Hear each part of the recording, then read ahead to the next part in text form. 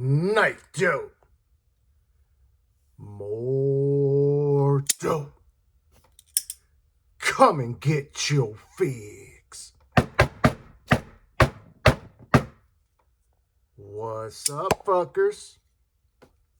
Your boy's back with a fresh batch of dope. Knife dope. That's right, people. The hits don't stop. You know, I've gotten a little bit of flack for a recent proclamation. You know, I had stated in a one of the recent videos that I am over budget knives, and people were up in their feelings about that. And you know, let me clarify a little bit. You know, because don't get it fucked up. I appreciated budget knives. You know, I think I got to a point where I was perhaps, or rather, I can appreciate a budget knife. I'll still show them on the channel. But as far as when it comes to my buying practices, I'm steering clear of them. And that's just because as a collector, they don't hold much value. They don't really net you much of anything. But, you know, I still appreciated some good budget knives. Case in point, the unofficial overseas knife of the channel, CJRB Echo. This one came in at $100, so it is definitely budget for me. I love it. I'd buy it again. I've bought this knife, as a matter of fact, 3 goddamn times. So rest assured, you will still see budget knives on the channel. I just would not be adding it to the collection. Also want to give a big thank you to Mr. Jason and Mr. Preston, 2 fine gentlemen who gave me some of their business and relieved me of some of the aforementioned budget knives. Still got plenty left. Well, I say plenty, but I don't know how much I got left. But if anyone's ever interested, man, just reach the fuck out. Send me an email. We'll chop it up. I'll send you a video. But that's not what we're here to talk about. We got 2 situations that came in. One is pass around, and this one right here is one that I've added to the collection. That's right. Still in January, and I think we've added probably 5 or 6 knives. So much for slowing the fuck down, right? Okay, people, we're going to go ahead and we're going to get into the pass-around knife first, and then we will get into my purchase. Now, this is coming from a designer whose first knife I really wasn't really, I'll just say it just wasn't my type. It wasn't my jam. But this one, from the pictures, appears to be a little bit more something I would like. This is coming to us from Tuya, from the mind of Mr. Jim Skelton, legend in the game, OG. And this one is called the Scaphoid, OEM by Tuya. I believe this is his second release with them. The first was the Caladan. This one comes in at $299, and I really like this one so far. We've got these nice contoured titanium scales. Love this little 3-piece of carbon fiber inlays he's got going on there. High quality carbon fiber, seamless transition on these inlays. And then what makes it even better, he gave us that same inlay on the lock side. I cannot stand it when a company does not do that. It just drives me fucking crazy. We've got single form of deployment, which is this robust flipper tab. Very reminiscent of the flipper tab that was on the Caladan. Handle's a little bit different than the his other model. We don't have that little finger guard type of situation going on here. We also have a pinky choil, so I'll show you how that works here in a minute. D10 on this thing, dial the fuck in. She does fly out, comes back to the house with a little bit of a shake. Very, very smooth. Overall length, 8 inches, so full-size knife. Now, of that, we're looking at 3.5 inches in this beautiful Tonto apparatus with a compound grind, I might add. S90V is the steel. Steel of the gods. Nice belt satin finish here on the hollow portion of this bevel, as well as the flat. Love that swedge there on the tip of the spine. Looks fucking good. Now, when it comes to lockup, we're about 30 or 40%. You know, however, he did not pull away that that show side scale, so you kind of got to jam the fat of your finger in there against that lock bar. There is a little small portion of that lock bar which has been cut out and chamfered. Flipper tab immediately hits the thumb on deployment, and it just comes right back to the house. riding on cage ceramic bearings. The pocket clip, he likes these longer pocket clips, and you know, I like them too because it gives you no hot spots. Feels great in the hand. Actually clears over the lock bar relief. We've got the SB for Skeleton Blade Works logo right there. I like that touch as well. Now back to the pinky choil. If you are a big pawed individual, you can rest your pinky there, or if you choke back, you can rest your pinky there. Very, very comfortable. Now they mention in the description that they have a finger choil up here in the front. I don't see that, but you can trigger pull over the flipper tab and accommodate the full purchase, no refund. Now another little touch I like, and I'm not a lanyard guy, you know how I feel about these things, is this. This is what I refer to. I forgot where I heard it before, but this is like a hog snout lanyard entry point. So very discreet. Doesn't get in the way. It's not putting a hole through the blade or through the scales. Through the fucking scales is what I meant. But yeah, this is more my jam for sure. Definitely love the blade shape. Love the materials. Just not crazy about the flipper only deployment. Now, weight on this comes in at 4.1 ounces. This is actually based off of a custom slim EDC fixed blade Tonto designed by Jim Skelton. So I guess he just decided to give us a folder version to it, and I'm good with that. Let's go ahead and put up a couple of comparisons to give you guys a better idea on the size of this thing. Basically, just a little bit of knife flexing. You know how the fuck I do. First up, gotta come with America. We're gonna rock out like this. The Spyderco PM2 Tonto apparatus. So the scaphoid is actually about the same size as that. Next up, more Tonto vibes. We're going to rock out with the legendary Peña Mula Sons of Liberty rendition, 1776. Don't you forget, goddammit.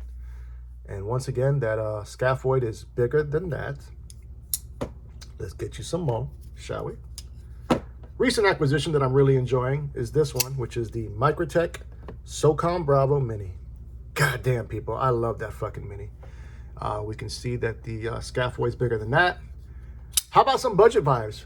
A company that's doing it right. And I'm talking about the Devo Growler. Version 2. Don't get it fucked up. And once again, that scaphoid is bigger than that. Let's do 2 more. God damn it, 2 more. How about knife of the year for the price point last year is this one, which was the Wee Hyphen. That is a Michael Gavko design. I cannot stress enough to you people how good of a knife that is, man. If you haven't had the opportunity to get one, I think they're on sale right now, allegedly. Last but certainly not least, more Wee vibes. We're gonna go with this one, the Vision. I think it's the Vision R? Yeah, Vision R. And the scaphoid is also bigger than that. I did just sell my budget version of the Wee, or rather of the Vision. You know, I know people try to say that the budget version was far better than this premium version. I disagree. Granted, there were a couple of things on the budget that I kind of preferred over the premium version. I still like that premium version, you know? I'm a premium hoe. What you want me to tell you? This was the scaphoid. I'm impressed. Don't think I'm impressed enough to add it to the collection, but I think it's definitely will do well. I'm sure people will buy it. That was the scaphoid. Okay, next up, the important dope. My dope, goddammit. Now, you see I wrote re-up on here, and that's kind of because this was like a second opportunity to add this to the collection. This is a knife that I, let's see, we're going to go with this one. This is a knife that I had on my end of year review.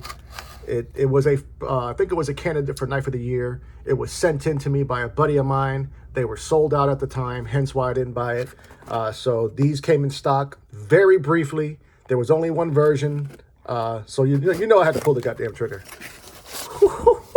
Shit. We got that butcher paper, baby. You know what I say about this? Premium dope. You can smell it through the wrap.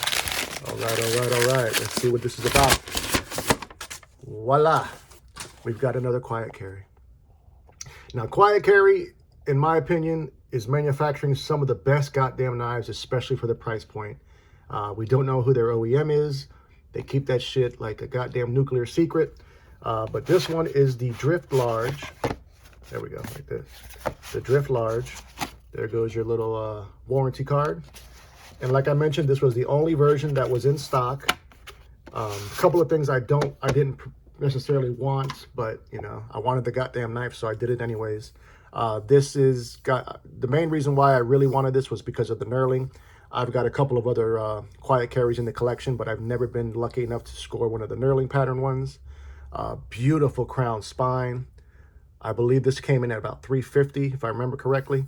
We've got I think this is like a DLC. I'm not sure if it's black and titanium. If it's black and titanium, they did a fucking hell of a job. But I think it might be DLC. There goes the hidden lanyard post or lanyard access. They still have a hole in the scale, but it's just one side of the scale as opposed to the entire, besides both of them. So you would slip it through there for all you weirdos. You would slide it through there and then come out through the little crevice. Thumb studs is our form of deployment. Let's go ahead and check it out. Woo! D10 is dialed the fuck in. Look at that beautiful drop point blade, people. Now this has got a satin finish on it. I think that's like a machine satin.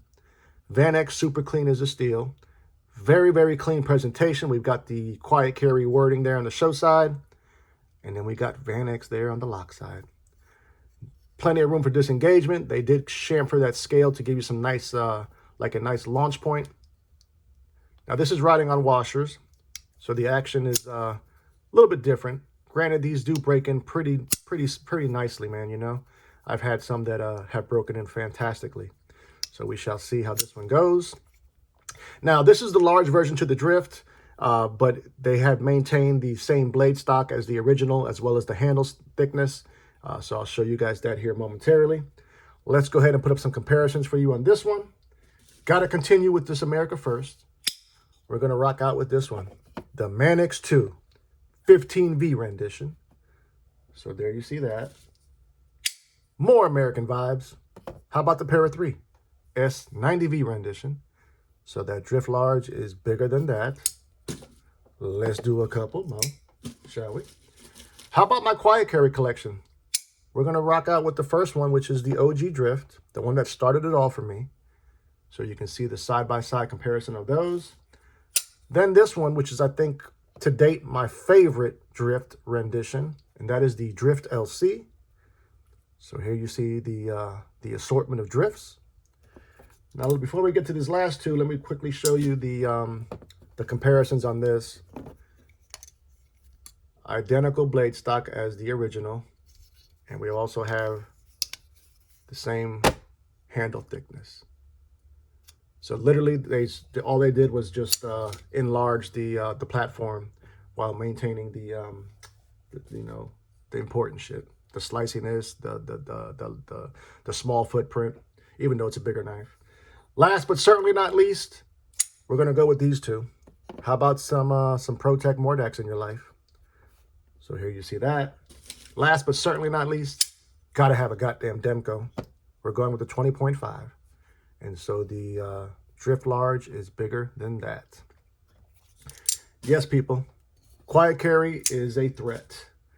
You know, they've also released some newer models or newer versions to some of their existing models. I'm drawing a blank as far as names go right now. But I also have another goddamn QuietCarry coming in that I just remembered. So stay tuned to that. But more importantly, I want to know what you fuckers think. Are you a fan of this Tuya scaffold? How about a QuietCarry? Tell me all about it. Love you, mean it. Until the next time. Cut something, cut someone. Just don't cut yourself. Stay dangerous, fuckers.